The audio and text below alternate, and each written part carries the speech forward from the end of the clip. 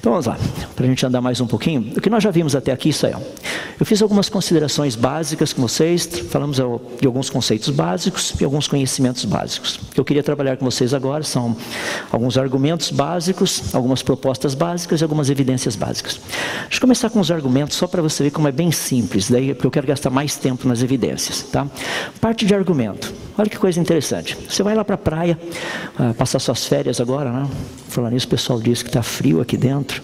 Rapaz, frio estava lá de onde eu vim, estava 10 abaixo de zero. Isso aqui está um calorão, assim, mas de qualquer forma. Vai passar o seu fim de ano na praia. Chega lá um dia de manhã cedo, você acorda, você vê um castelo de areia como esse lá na praia. Pergunta: foi criado ou teria surgido espontaneamente?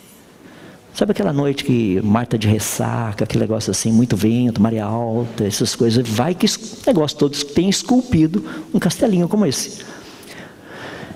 Pergunta: como saber cientificamente se algo teria sido criado ou se teria surgido espontaneamente? Essa é uma pergunta muito interessante. E a resposta é bem simples, por meio dos processos naturais e das leis da natureza. Como que eu sei que esse castelo foi criado? Porque a gente conhece o quê? Erosão. Erosão do vento, erosão da chuva. Você sabe o que a maré faz. Então todas essas coisas são bem tranquilas para a gente. Nós sabemos que isso daí não produz castelo de areia. Pelo contrário, destrói os castelinhos de areia que nós construirmos. Se você chega, por exemplo, imagina saindo logo pela manhã, aquele dia assim, ninguém acordou ainda, você vai andar lá na praia e você vê assim, o mar esteve bem agitado, então a praia está bem suja, tem bastante algas, gravetos, esse negócio tudo espalhado por lá. De repente chega num lugar, você vê essas algas e os gravetos colocados de uma certa forma que você consegue ler. Já imaginou, você chega ali, dá uma olhadinha e fala assim, ó, que legal, minha terra tem palmeiras onde canta o sabiá. As aves que aqui gorjeiam, não gorjeiam como lá. Que maravilha, olha o que o oceano fez essa noite. Você sabe que não foi o oceano que fez isso. Então como que nós sabemos que algo teria sido criado? Por meio dos processos naturais, por meio das leis da natureza. E esse tipo de argumento é tão básico, é por isso que as pessoas não gostam de argumentar muito dentro do criacionismo, porque é difícil entender isso? Não. Dá para você ensinar para o teu filhinho, para o teu netinho, que o que é processo natural? Ah, a chuva é processo natural, que legal. O vento é processo natural. Essas coisas aí que a gente vê.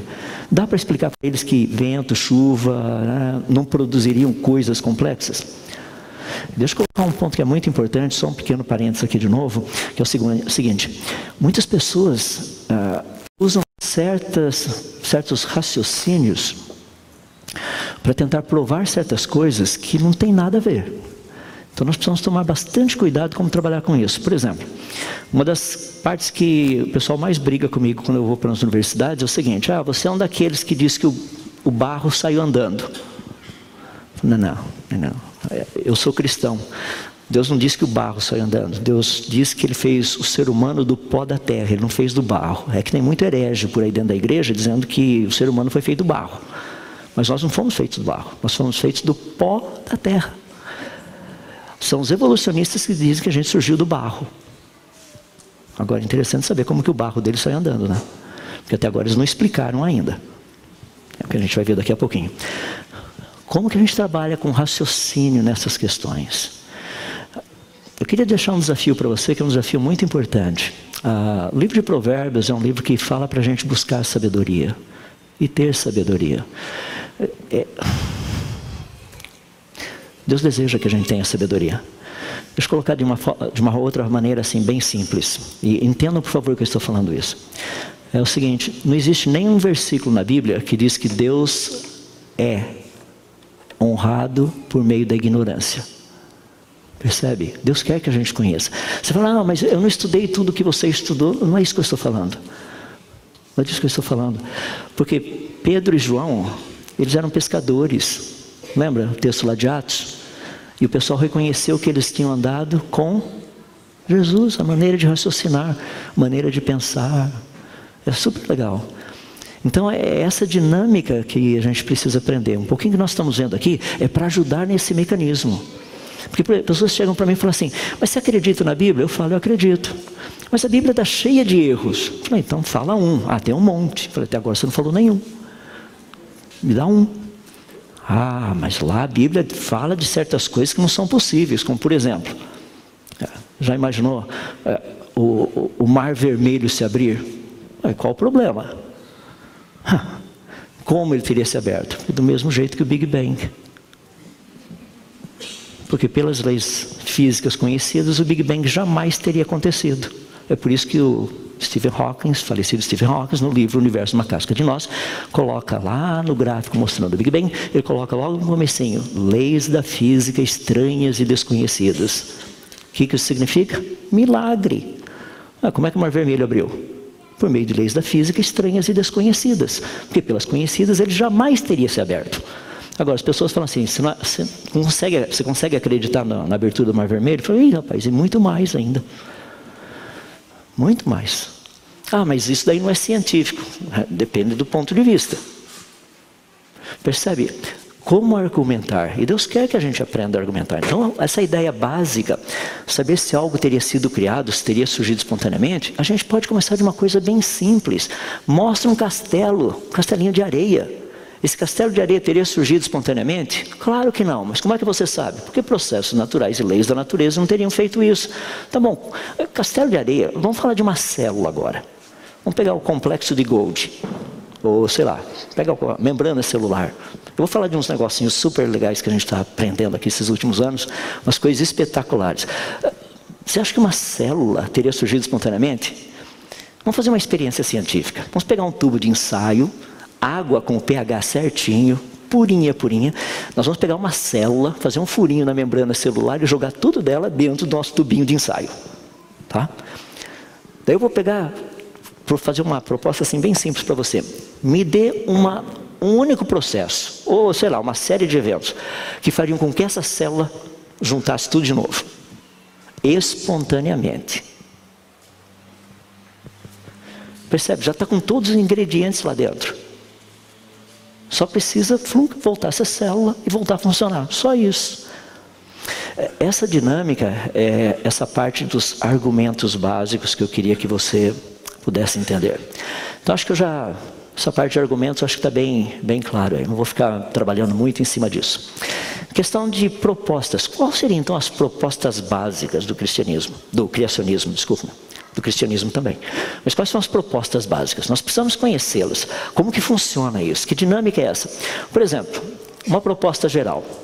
Essa que vocês estão vendo ali. Que processos naturais e leis da natureza não teriam trazido a existência, o universo, a vida, nem a complexidade que é neles encontrado. Quer ver? Deixa eu fazer uma proposta bem simples. Sabe aquela coceirinha na ponta do nariz? De vez em quando? Ou aqui atrás também. Pode ser em qualquer lugar. Como o seu dedo sabe onde está coçando? Isso é um cálculo altamente complexo que tem que ser feito para mandar sinal para cada pedacinho, saber o quanto vai abrir, quanto vai fechar, para que lado vai girar, para você quase não se matar tentando, literalmente, coçar a ponta do nariz. Olha a complexidade do negócio. Para e pensa. O meu ombro, toda a rotação que tem, cotovelo, pulso, não somente abre e fecha, mas gira. Você também tem a sua mão, olha quantos pontos de curvatura. Você tem que mandar sinal para cada um deles, saber o quanto vai, qual vai. É esse, aquele, esse, qual vai girar. Ou seja, quanto que eu tenho que abrir. E não é um negócio que você faz assim, super automático. Coceirinha na ponta do nariz, você vai lá e coça. Você não chegar e falar assim, tá bom, vamos lá. Coceira na ponta do nariz. GPS. Muda. Vem, mais, quase lá. E, se possível, para de virar a cabeça também, porque complica, né? Deixa a cabeça parada. Aí você... Percebe? Velocidade dos impulsos elétricos que nós temos, 400 km por hora. É a velocidade desses impulsos nos nossos músculos. Já imaginou se você encosta a sua mão em algo quente? Se a velocidade não tivesse correta, você quase se mataria, porque você coloca a mão ali e o negócio bate de volta. A velocidade está correta. Se fosse muito devagar, o negócio você põe lá, você fala, ih, queimou. Porque ficou muito tempo em cima do negócio. São muitos detalhes. São muitos. Todas essas coisas. Porque lembra que o evolucionismo fala muito do hardware. E o software para fazer tudo funcionar. Tá bom. ave tem asa. E o software para voar, como é que funciona? Porque não adianta ter asa se não tem o software. E de onde veio o software? Ah, mas isso foi passando de uma geração para outra. Aham, tenta. Eu fiz física, matemática. Pergunta para a Kézia, para a Joyce, para a Sara, se elas nasceram sabendo física, matemática e tudo mais. Elas não querem nem ouvir falar disso, estão em outras áreas. As pessoas falam, nossa, então você é o único na sua família. Sim, eu sou o único ainda normal. Você fala, mas como? Você vai ver daqui a pouquinho. É que nós somos normais, o pessoal da física é bem normal. É que tem uns que são esquisitos, isso é outra história. Ou seja, propostas básicas, essa é uma delas. Ou seja, processos naturais e leis da natureza. É um negócio muito interessante, nós sabemos, nós conhecemos isso. A gente sabe o que isso faz, o que isso não faz. Quando nós entramos nessas áreas, tem um processo, algo que é muito interessante, que nós chamamos mecanismos. Tá? Ou seja, essas leis da natureza e os processos naturais, eles produzem certos mecanismos. Por exemplo, se você corre bastante, o que vai acontecer? Daqui a pouco você começa a transpirar. Mas por que você está transpirando? O que está acontecendo ali? Tem um mecanismo. Se você entende o mecanismo, você sabe por que você está transpirando. Então, quando nós estudamos essas leis da natureza, esses processos naturais, no fundo nós estamos olhando mecanismos. Então, vamos ver as propostas para ter uma noção. Na área da cosmologia. Cosmologia estuda o universo. Esse negócio que existe aí. O universo, ele possui forma, ele possui funcionalidade, ele possui estabilidade. Ou seja, como que isso teria surgido? Então, dentro do criacionismo, a proposta procura responder o que vocês estão vendo ali. Aqui estamos nós hoje, tá? E lá atrás, como foi lá? Como que esse universo teria surgido? A proposta do criacionismo é uma bem simples. Que o universo é um sistema totalmente fechado. Eu vou entrar assim, se você não sabe o que é isso, depois você procura, tá? Ele funciona como um corpo negro. Isso é diferente de buraco negro.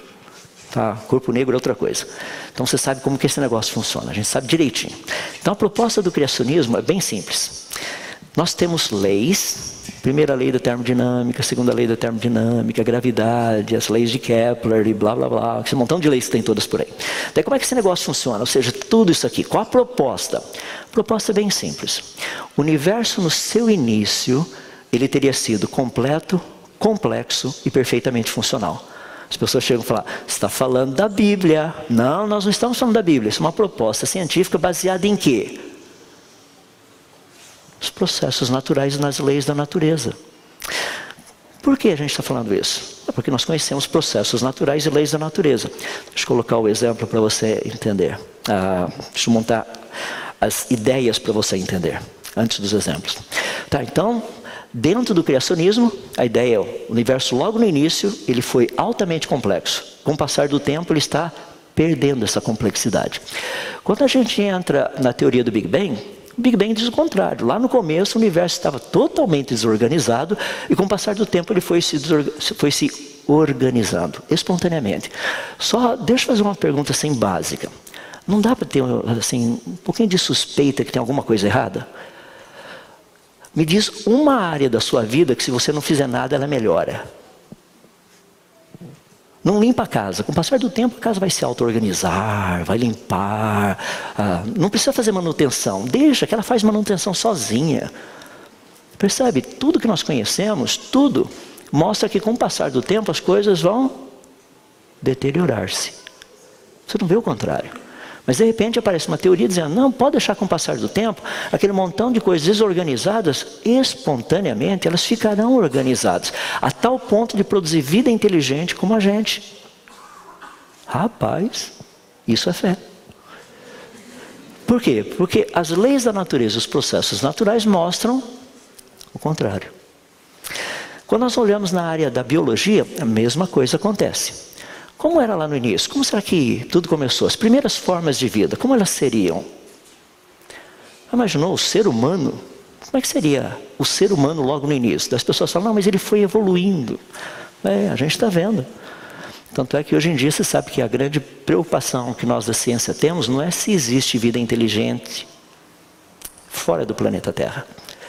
Nossa grande preocupação é se ainda existe vida inteligente no planeta Terra. O jeito que a coisa está indo, é só olhar de novo o teste PISA, vocês vão ver o que está acontecendo. Ou seja, na área da biologia, nós sabemos que vida teria começado. Como ela teria começado? Como chegaríamos a ter essa variedade de coisas que nós temos hoje? Por exemplo, essa variedade imensa de cães, essas raças todas, cavalos e etc. coisa e tal. O criacionismo faz uma proposta assim bem simples. A proposta dele é a seguinte: logo no início, formas de vida foram criadas com o potencial de variar, de diversificar, todo esse negócio. Mas elas foram criadas de forma completa, complexa. É o que nós chamamos nesse comecinho aí da biogênese, vida gerando vida. E elas foram criadas todas em formas de tipos básicos. Quer ver que coisa interessante? Seria muito legal se você pudesse estar aqui onde eu estou agora e pensar, raciocinar em termos de Gênesis capítulos 1 e 2. Desculpa. Sabe por quê? Tem só Adão e Eva. Olha o colorido de pele que eu estou vendo aqui. Cabelo não dá para falar porque a gente nunca sabe, mas pele a gente sabe. Olha que coisa espetacular. Como de um único casal teria toda essa variedade? É porque Adão e Eva tinham todo o material genético suficiente para produzir toda essa variedade. É por isso que uma das áreas onde eu tenho trabalhado, de novo um pequeno parênteses, nas igrejas por onde eu passo eu falo, pessoal, a gente tem que trabalhar essa questão. Primeiro, não existe negro, não existe branco. Você sabe disso. Eu não sou branco. Pode olhar, branco é essa folha de papel aqui, ó. Tá vendo? Isso aqui é branco. Eu não sou branco. Se eu tivesse branco, eu ia chamar o Dr. Anderson e outros aí, eles já iam me atender aqui e falar assim, tá morto. Tá branquinho, branquinho, branquinho. Não existe branco, não existe negro. Existem, são tons de marrom. Tons de marrom. E a igreja deveria mostrar isso para o mundo de uma forma muito bonita. Que nós somos todos tons de marrom. Só isso. Não é bonito? Afinal de contas, eu e você viemos de Adão e Eva, meu irmão, meu amigo. Não adianta, a cor da pele faz diferença? Não. Tire esses poucos microns de pele aí para você ver se embaixo não é igual. Exatamente igual, a mesma cor, tá tudo, não tem nada diferente. Percebe essa dinâmica? Então, logo no início, o criacionismo, tipos básicos, com a capacidade de produzir variação. E que tipo de variação? Variações limitadas, não variações ilimitadas. Peixe virando anfíbio, anfíbio virando réptil, réptil virando ave. Isso daí seriam variações ilimitadas. Tá? O evolucionismo é que faz essas propostas, né? Lá no início, um negócio chamado abiogênese, que nunca ninguém viu, em laboratório a gente consegue fazer. Ou seja, matéria inorgânica produzindo vida. Deixa eu dar um exemplo prático. Vamos pegar um tubo de ensaio, totalmente esterilizado, vamos colocar água esterilizada ali dentro, todos os tipos de solo que o nosso planeta tem esterilizados ali dentro também, um pouquinho de ar atmosférico esterilizado, coloca lá dentro e fecha esse tubo de ensaio. E vamos deixar guardado por 1 trilhão de anos. Daqui a 1 trilhão de anos vai ter o quê? Água esterilizada, solo esterilizado e ar esterilizado. Como é que a vida surgiu então? A proposta é interessante, porque deixa eu ilustrar para ficar fácil. O evolucionismo propõe que todos os organismos vivos teriam vindo de um único organismo vivo que teria vivido lá no passado. E com o passar do tempo foram aparecendo as variações. Seria algo mais ou menos assim, só para ilustrar. Ou seja, foi com o passar do tempo, o que era não é mais, vai ser outra coisa, esse tipo de coisa. Já percebeu que a gente não vê isso? Quando eu mostro essa imagem para o pessoal da biologia nas universidades, o pessoal fala assim, isso é ridículo. Eu falei, eu concordo plenamente. É ridículo pensar que peixe vai virar anfíbio, ou que réptil vai virar ave. Isso é ridículo, não faz sentido. Porque o hardware e o software são duas coisas assim, sabe? Como é que você faz hardware de peixe virar hardware de anfíbio? Ainda que isso acontecesse, imagina como que o software de peixe vai virar software de anfíbio agora. É tentar fazer o Windows virar macOS. Eu sei que o Bill Gates tem tentado, mas deixa para lá. Parte do criacionismo. Grupos específicos. Peixes sempre foram peixes, anfíbios sempre foram anfíbios, répteis sempre foram répteis, mamíferos sempre foram mamíferos, aves sempre foram aves. O que isso significa? Isso é fixismo. Não, isso não é fixismo. Variedade e variação dentro de um grupo. Ali dentro só. Dentro do criacionismo a ideia seria mais ou menos essa daqui, olha que legal. você tem, por exemplo, cravo. Tem vários tipos diferentes de cravos, mas nós sabemos que todos os tipos de cravos teriam vindo de um único tipo, de um cravo só. A mesma coisa quando a gente pensa os cavalos, zebras, asnos. Todos eles vieram de um único, que possivelmente a gente ainda tem o original hoje. Esse cavalo, que é chamado de Przewalski, ele é um cavalo que é muito interessante. Ele é encontrado principalmente na Rússia, no sul da Rússia. Ele tem toda a informação genética suficiente para produzir descendentes que seriam zebras, asnos e os cavalos que a gente conhece atualmente. Super interessante. Porque a gente sabe que esses grupos vieram de um ancestral comum. É porque é possível cruzar. A gente cruza, por exemplo, asno com zebra, tem o zebrasno. Dá para cruzar também zebra com cavalo, tem o zebralo. Dá para cruzar também asno com cavalo, dá o mulo. Só não dá para cruzar o PT com outras coisas, porque daí não funciona.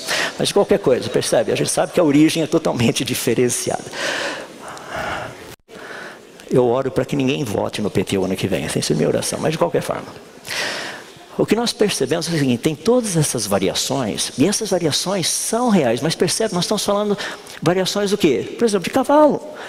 Tem os cavalos leves, tem os outros que são chamados pesados, tem o pônei, todo esse negócio, mas são cavalos. Nós sabemos até que dá para cruzar certas coisas, que é o que nós chamamos de animais híbridos. Atualmente existem mais de 3.000 deles.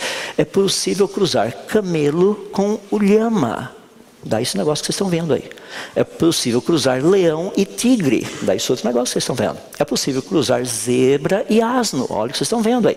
É possível fazer esses cruzamentos. Por quê? Porque existe compatibilidade genética.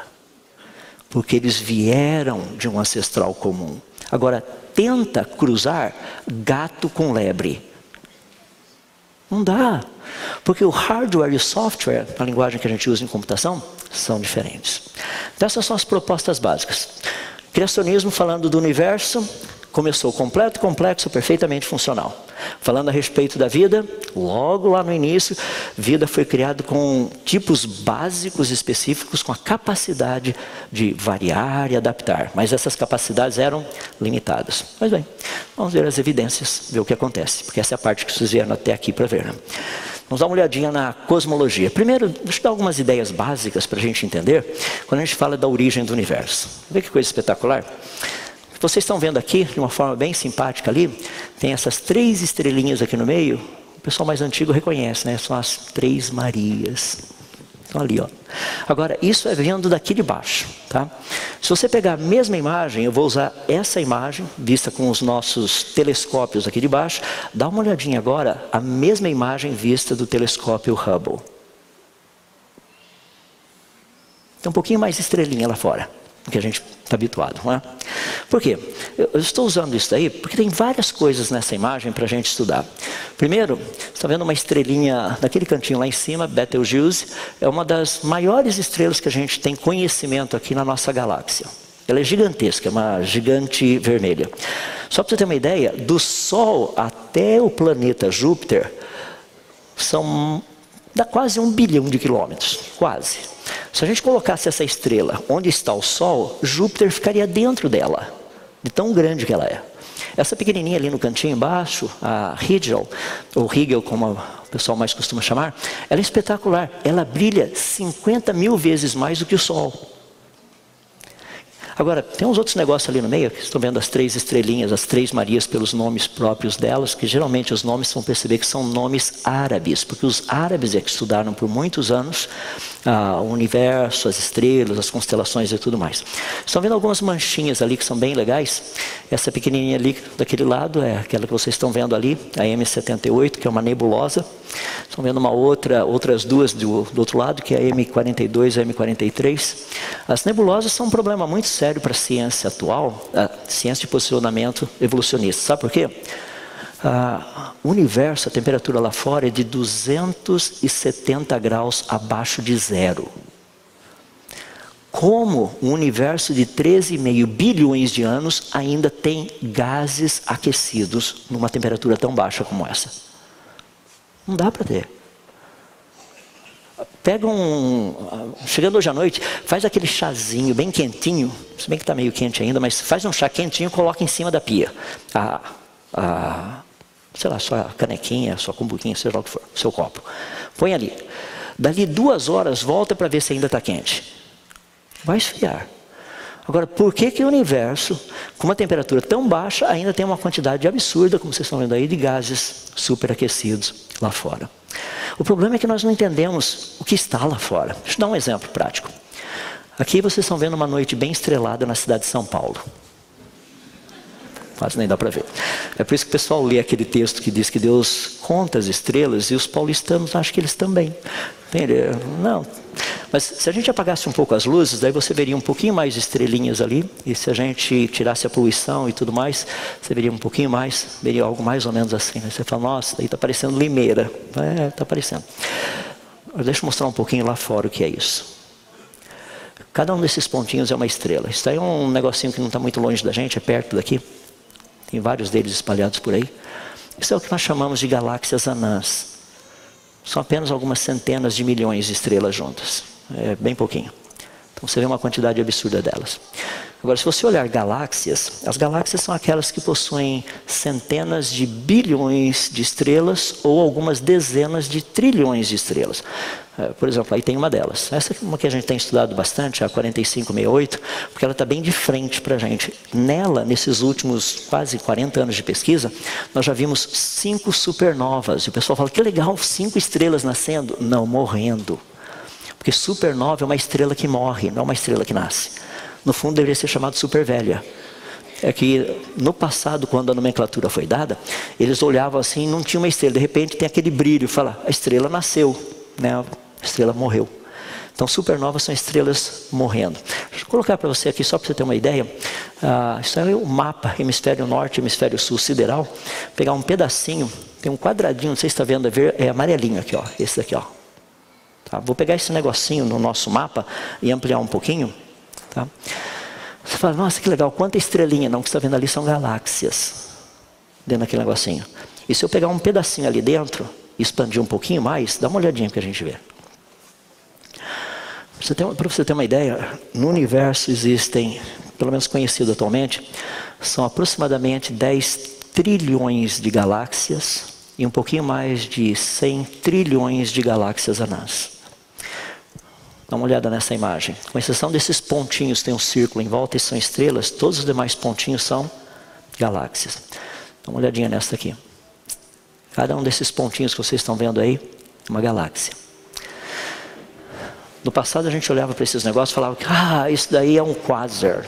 Tiveram que mudar o negócio porque é quase uma estrelinha. Não, aquilo é uma galáxia, está tão distante que a gente não consegue ver, mas é uma galáxia. Dá uma olhadinha esse outro aqui, um pedacinho do... Esses pontinhos que vocês estão vendo são galáxias. Vou pegar aquele pedacinho ali do meio e ampliar. Olha quantas galáxias estavam ali dentro. Se eu pegar um negocinho, fazer um outro, vamos pegar a Lua como exemplo. Eu vou pegar um quadradinho, se é o quadradinho do tamanho da Lua, deixa eu quadricular o céu inteirinho, quadricular o céu inteirinho. O que a gente veria dentro de cada um desses quadradinhos? Uma quantidade absurda, absurda de galáxias. Então, para a gente ter uma ideia do que eu estou falando, do que seria esse universo, para e pensa. No universo, isso é 2000, comecinho em 2002, 2003, acreditava-se que o universo possuía 3 vezes mais estrelas do que o número de todos os grãos de areia juntos, de todas as praias e todos os desertos do nosso planeta. Hoje, com os telescópios que nós possuímos e com os estudos refeitos, nós sabemos que esse número é 10 vezes mais. E se nós estivermos errando é para menos. Já imaginou aquele texto que Deus chega e fala assim, com quem vocês vão me comparar para que eu lhe seja igual? Jesus Santo, levantai ao alto os olhos e vede quem criou essas coisas, aquele que faz sair o seu exército de estrelas todas bem contadas, as quais ele as chama pelo nome. Se você quiser ter uma noção do que é isso, deixa eu dar um desafio para você. Amanhã, depois de toda a celebração que tiver aqui, se você for para sua casa, pegue um pouquinho de areia e leve para casa. Coloque em cima da mesa e conte os grãozinhos de areia. Depois dê nome a cada um deles. Agora que vem a parte legal. Misture-os. E diz qual é qual. Qual o nome que você deu. Percebe? Dá para a gente começar a ter uma noção da grandeza. Quando nós cantamos logo no início, que não existe Deus maior. Não tem. Não tem. Portanto, afinal de contas, quais são as evidências então que nós temos que todo esse negócio aí foi criado?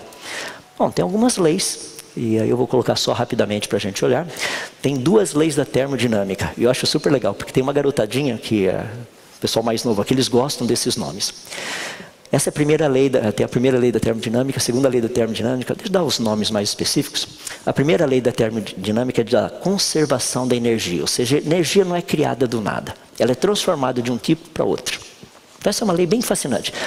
O que essa lei nos diz?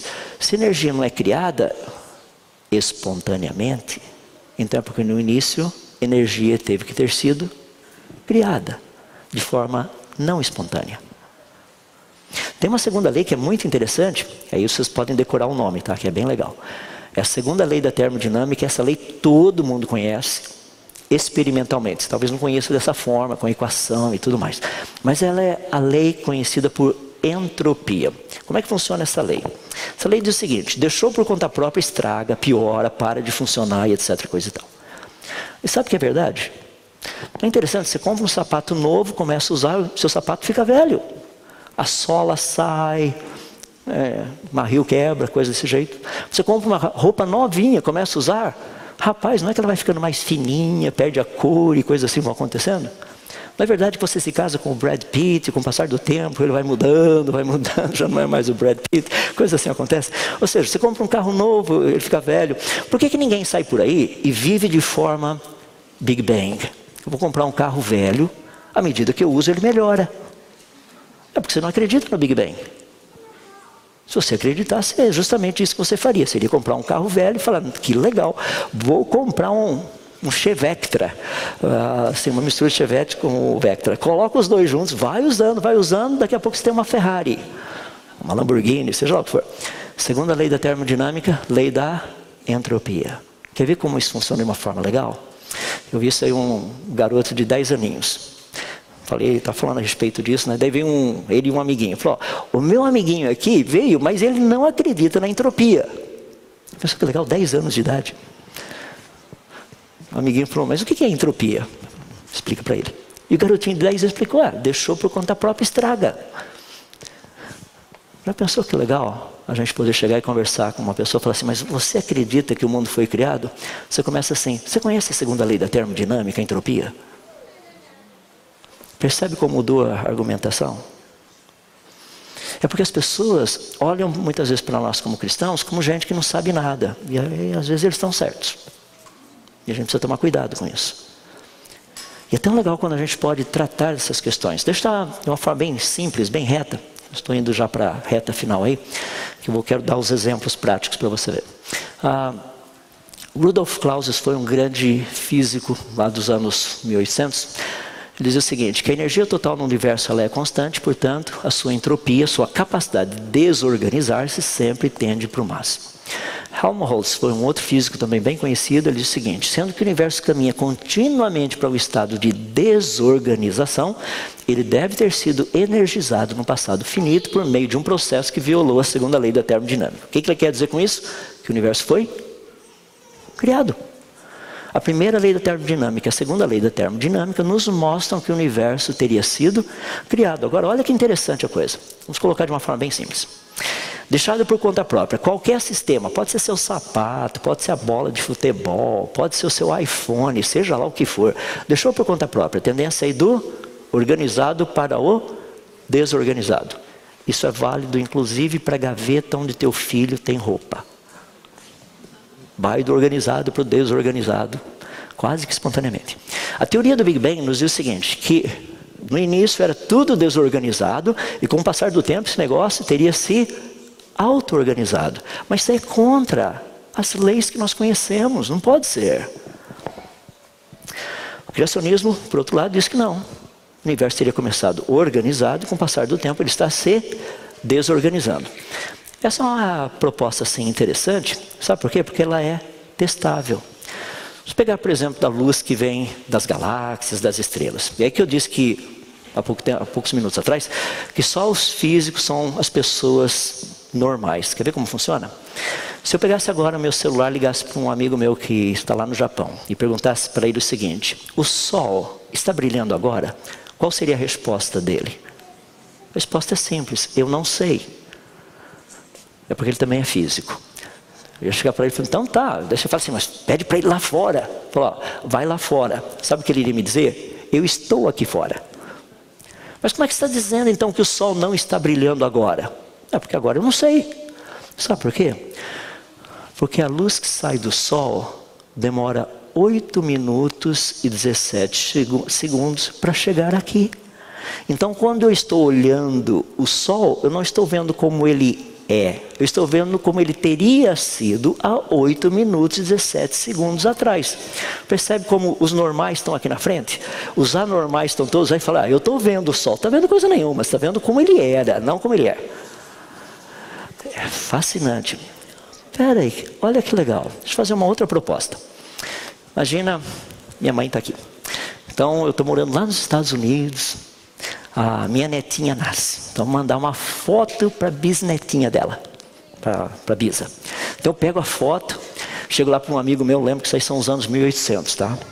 Então não tem internet, não tem nada disso. Então eu pego essa foto, finalzinho dos anos 1800. Pego essa foto, dou para um amigo meu e falo, por favor, leva lá para minha mãe.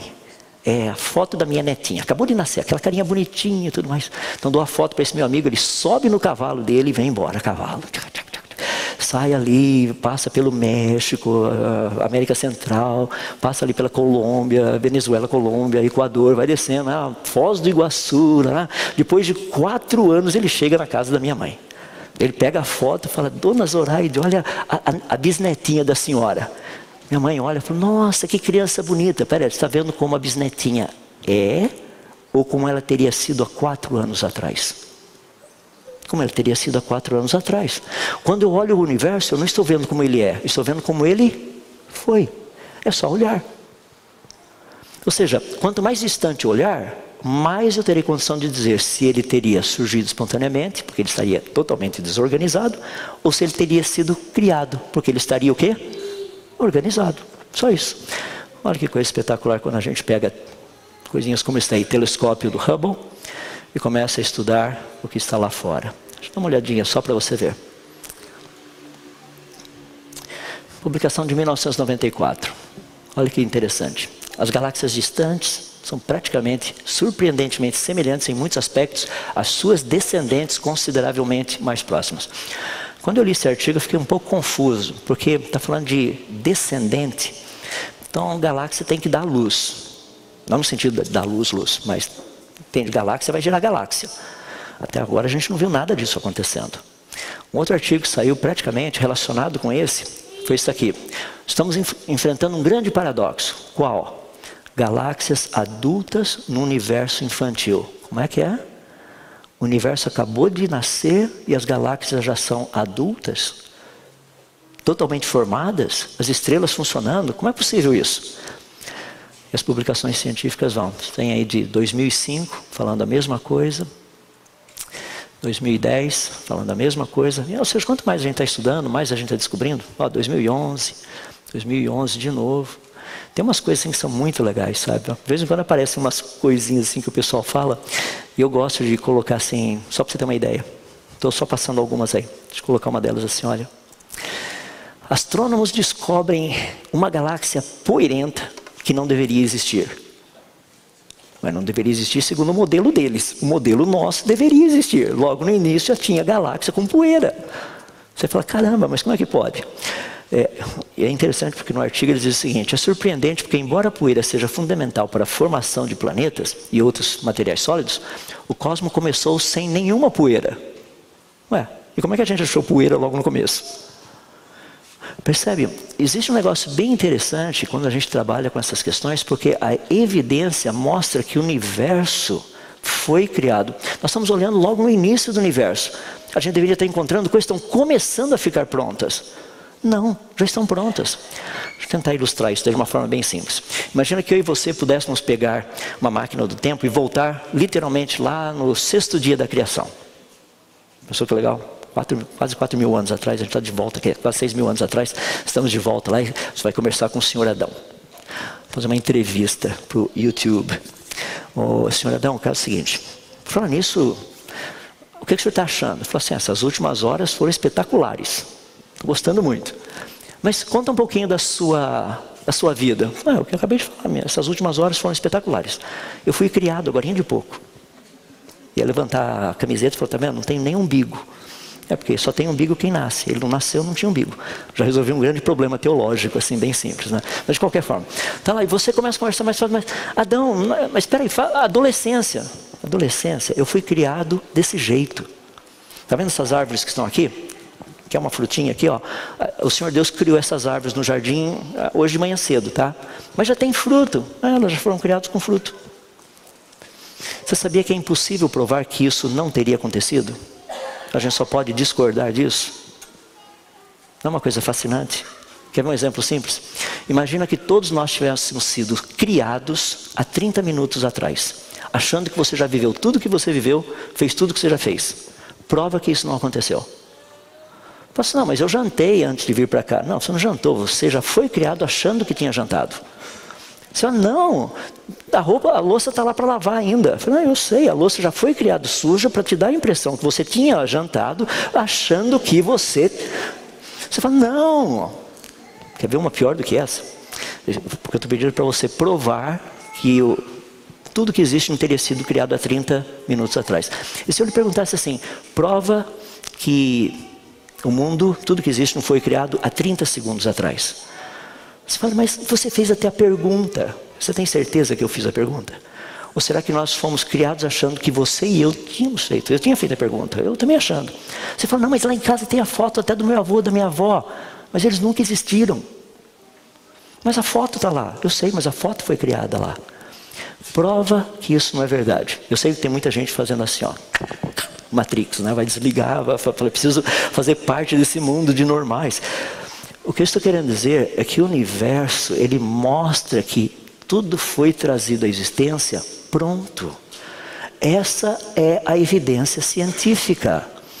Olha que coisa fascinante. Foi descoberto água no início do universo.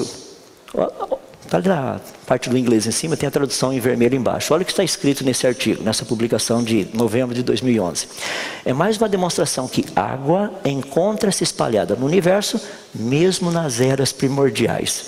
Parece até Gênesis 1 e 2, né? O Espírito de Deus pairava por sobre as águas. Bem no início do universo, nas eras primordiais. Percebe a dinâmica toda? Ou seja, a evidência na cosmologia mostra que o universo foi criado. E mostra que ele foi criado pronto. Vamos dar uma olhadinha a respeito da vida, e a gente está entrando na reta final. Vamos pegar na biologia. A biologia é uma coisa assim bem interessante. Porque quando a gente olha na biologia, Darwin disse algo assim muito legal. É que muita gente não leu o que Darwin escreveu. Se você quiser, eu tenho os 6 livros, quer dizer, o livro dele, A Origem das Espécies, nas 6 edições. É um PDF, cada um deles. Olha o que Darwin disse. Portanto, eu deveria inferir da analogia que provavelmente todos os seres orgânicos que tenham vivido sobre esta terra são descendentes de uma forma primordial, leia o resto, na qual vida foi primeiramente o quê? Darwin não acreditava que vida teria surgido espontaneamente. Está no livro dele, A Origem das Espécies. Agora, então como é que fica esse negócio da origem da vida? Bom, primeiro que não existe nenhuma forma de vida conhecida que não esteja baseada em informação genética codificada. A gente sabe disso. Portanto, antes de nós discutirmos a origem da vida, a gente tem que discutir a origem dessa informação genética codificada. Isso daí nós já sabemos. Por quê? Nós conhecemos a chamada teoria da informação, e na teoria da informação nós sabemos que não existe informação codificada que não tenha vindo de uma fonte inteligente. Se você chegar na sua casa, está lá no refrigerador, precisa comprar leite. Você acha que isso é fruto do acaso? Sua geladeira agora, tá? Eu sei que tem geladeira no Japão que faz isso, né? Vai acabando o leite, ela te avisa, tem lá comprar leite. Se você pedir, ela já compra o leite para você, você nem vai precisar fazer nada. Logo, logo você nem vai precisar beber o leite. A geladeira é capaz de fazer isso para você também. Mas de qualquer forma, nós temos evidências que informação só existe a partir de fonte inteligente. Processos naturais não criam informação codificada. Então nós sabemos qual a origem da informação. Sim, nós sabemos. Qual seria a origem da informação codificada que tem no DNA de todos esses organismos vivos que a gente encontra por aí? uma fonte inteligente. Gosto de dar alguns exemplos que são bem legais. Tem um que eu tenho dado com uma certa frequência, só vou mostrar rapidinho, só para relembrar. Tá? Esse negocinho esse organismo aí chamado salmonela. É super simpático. Tá vendo aqueles fiozinhos lá? Antes dos fiozinhos. Isso é o motorzinho dela. A salmonela precisa produzir uma série de proteínas que tenham exatamente uma estrutura tridimensional, uma quantidade certa para formar cada pedacinho do motor. Cada partezinha desse motorzinho. Então vocês estão vendo a montagem do motor, os pinos inclusive de sustentação ali do lado, tem a broquinha ali no meio, pininhos em volta, tchum. O negocinho começa a funcionar, perfura a membrana celular, coloca um anel de vedação para não ter infiltração na salmonela. Olha que coisa espetacular. O mecanismo todo que vocês estão vendo ali é fascinante, por quê? Porque esse mecanismo exige uma ordem de montagem, uma sequência, o número de proteínas produzidas tem que ser correto. Uma proteína que esteja faltando não fecha o motor. Agora, cada pedacinho é extremamente organizado, extremamente complexo. Quando a gente olha esse negocinho da salmonela, o que vocês estão vendo ali é um moldezinho. Agora vamos passar aquelas outras proteínas que tem um formato bem interessante. Vai formar como um tipo de uma hélice de barco, assim, motor de polpa que a gente está habituado a ver por aí. Olha que coisa espetacular. Monta esse negócio inteirinho. Deixa eu fazer uma pergunta bem básica. Qual parte do motor teria surgido primeiro? Porque segundo a teoria da evolução, tem que ser um processo. Porque se de repente o motor já aparece pronto, isso não é evolução. Agora, qual parte do motor teria surgido primeiro? Pergunta pior do que essa. Se uma parte não estiver presente, o motor funciona? A resposta é não. E se o motor não funciona, o que a seleção natural faz?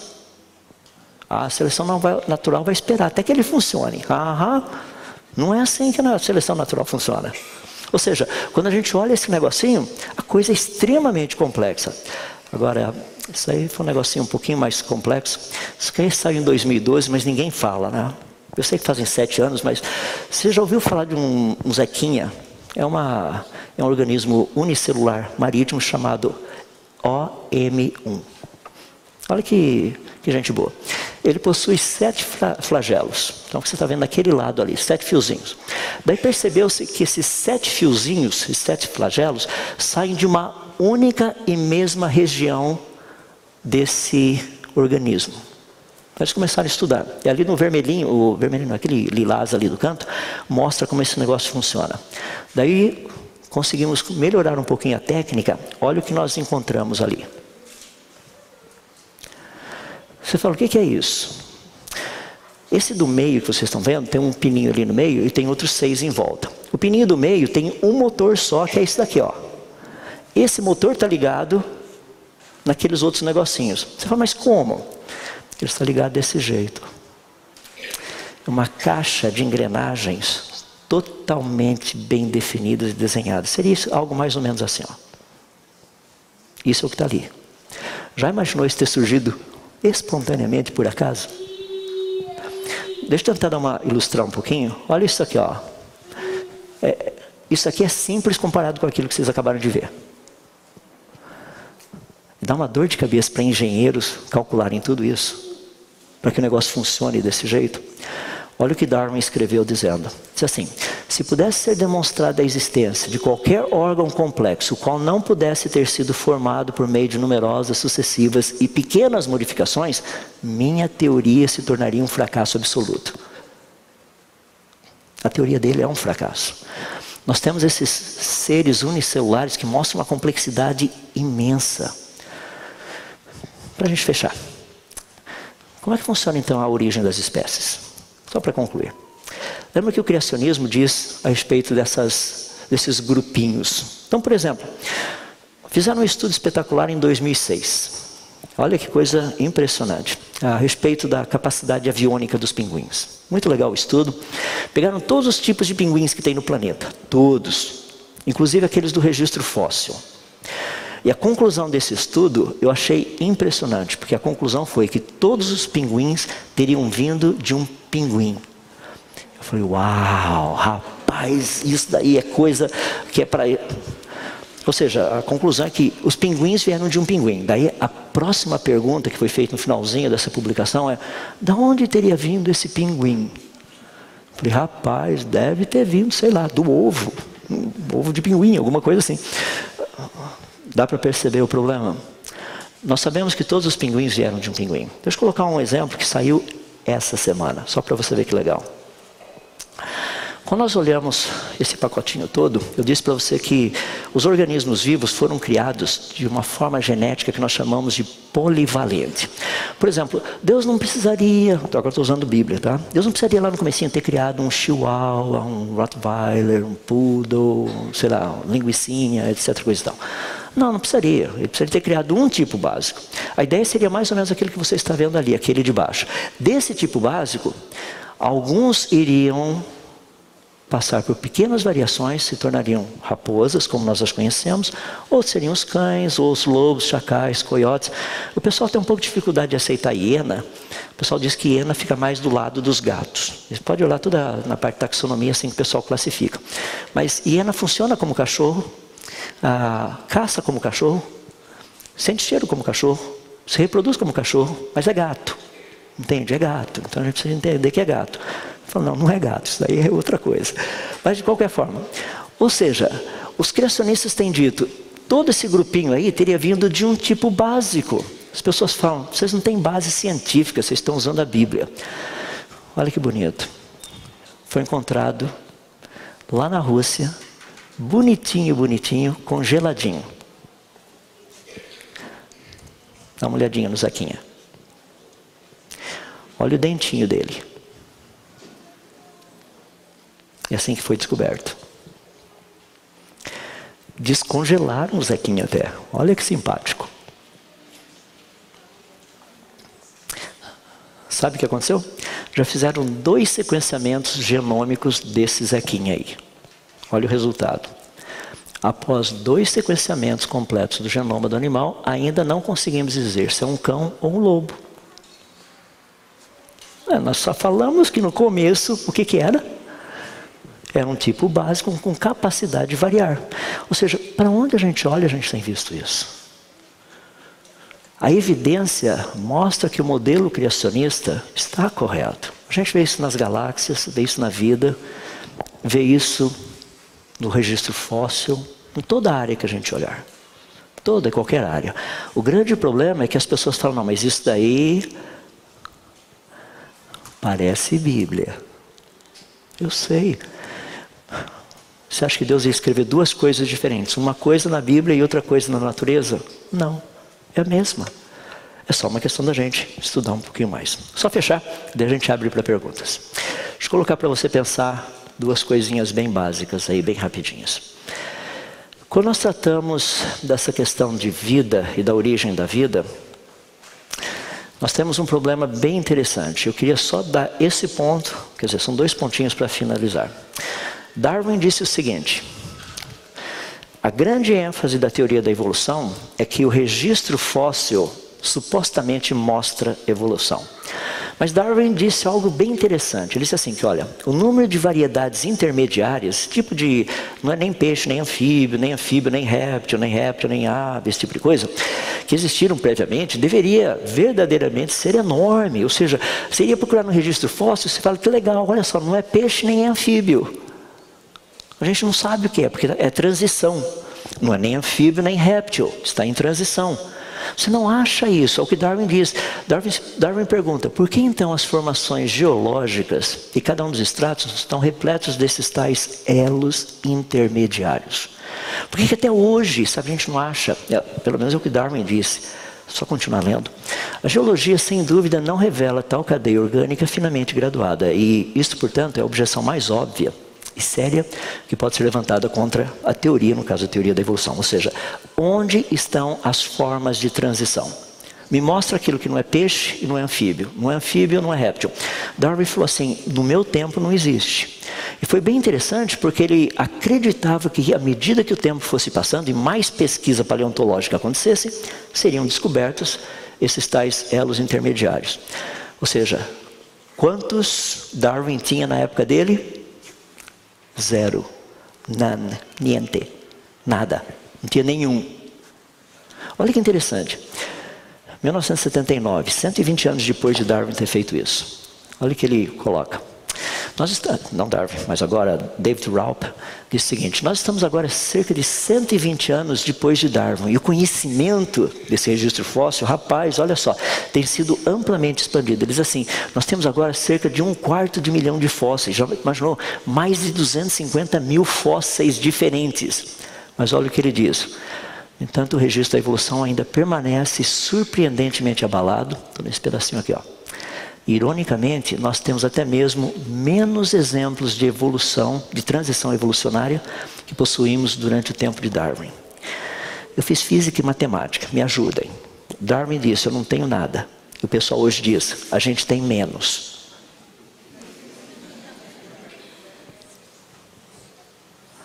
Percebe o problema? Então, quando nós olhamos esse aspecto da evolução, só para deixar claro, o registro fóssil mostra o que é hoje. Isso é um artigo bem interessante aqui, 2017, 28 de agosto. Olha que legal. Encontramos nas aves atuais uma peninha ali em cima, chamada álula, chamada de pena bastarda, asa bastarda. Encontramos isso aí também no registro fóssil. E o pessoal está sabendo agora, como é que é possível? Porque isso aí já existia. É verdade, já existia, sempre existiu. Isso aí não é uma questão de evolução. Agora, onde eu quero chegar com tudo isso? Deixa eu colocar para vocês aí, para a gente ter tempo para perguntas. Quando nós tratamos essa questão, tem um aspecto que é um problema fundamental. Eu só quero dar isso daí para a gente finalizar. Está vendo o nosso Zequinha? O alvo dele é cair naquela banheira. Então, como ele é aluno lá do colégio técnico, ele já aprendeu a fazer as equações, conhece algumas equaçõezinhas bem legais, lá. É o que ele faz. Vai lá e blunk, né? Tchunk. E o Zequinha põe, cai fora da banheira. Você fala: é lógico, é aluno do colégio técnico, ainda não sabe fazer todas as continhas, lá. Mas você sabe por que ele não sabe fazer todas as continhas? Porque ele não levou em consideração outras coisas que tem ali, que ele precisaria levar em consideração também para fazer aqui esse cálculo. A hora que ele souber colocar esses outros, aquelas equações que estão vendo ali no meio. Daí você tem a resistência do ar, se tem vento, se não tem vento, essas coisas todas. Tá? Em outras palavras, se você conhecer essa parte básica, daí a coisa provavelmente funciona, né? Você coloca o Zequinha, ele cai dentro da banheira e boa. O que eu quis dizer com isso é uma coisa bem simples. Quando nós desenvolvemos um modelo, se o modelo científico ele reflete o que é a natureza, a coisa é bem simples. Ou seja, deixa eu dar um exemplo prático. O modelo geocêntrico. Acreditava-se no passado que a Terra era o centro de tudo. O Sol gira em volta da Terra, todos os planetas giram em volta da Terra. Você fala, isso aí o que é? Ridículo, não é? Hoje tem um pessoal da Terra plana. Mesma coisa, o pessoal não muda, sabe? Não para, sempre ficam inventando coisa aí. Mas de qualquer forma, aqui você tem esse negócio espetacular. Modelo geocêntrico. As variáveis eram conhecidas. Quanto tempo demora para Júpiter que está lá, sair daqui e chegar lá? Mas por que ele faz isso? O modelo não explicava, ou seja, as variáveis eram conhecidas, mas a gente não conseguia explicar por quê. Quando a gente explica por quê, porque nós temos leis. Leis. Se as variáveis são conhecidas e o modelo não nos ajuda a ver as leis, é porque o modelo está errado. Ou seja, quando nós saímos do modelo geocêntrico, passamos a usar o modelo heliocêntrico, rapaz, resolveu o problema. Por quê? Porque agora nós temos as variáveis conhecidas e as leis também conhecidas. Ou seja, o modelo está correto. Sabe uma das perguntas mais interessantes? Deixa eu fazer para você. Você vai fazer algumas daqui a pouquinho. Por favor, alguém poderia me dar uma única lei da biologia evolucionista? Uma lei que você tenha estudado. Dá o nome dela. Biogênese não vale, porque biogênese sabe que é lei da biologia criacionista. A biogênese não é lei. Dá uma lei, qualquer lei. Rapaz, você estudou todos esses anos, não sabe nenhuma lei ainda? Não te ensinaram uma única lei? Não é só você. Esse artigo foi publicado agora em 2010, 9 anos atrás. Por que não existem leis na biologia evolucionista? Alguém saberia dizer por quê?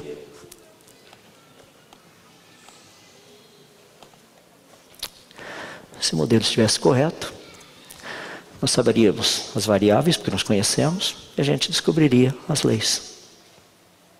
Por que nós não descobrimos leis usando o modelo evolucionista? Porque ele está errado. Se ele estivesse certo, a gente descobriria sem problema. E é muito legal quando a gente pega isso aí e apresenta nas universidades. É muito legal. Eu deixei a parte técnica de fora hoje à noite, tá? Eu só dei a parte não técnica para a gente ficar mais assim, mais tranquilo e pensar. Podemos abrir para algumas perguntas? Logo, logo está, comecinho do ano agora, estou abrindo um canal no YouTube com pequenos vídeos para a gente poder pegar e trabalhar em cima disso. Então são bem pequenininhos mesmo. Por enquanto tem Facebook, tem Instagram, tem Twitter, etc. coisa e tal.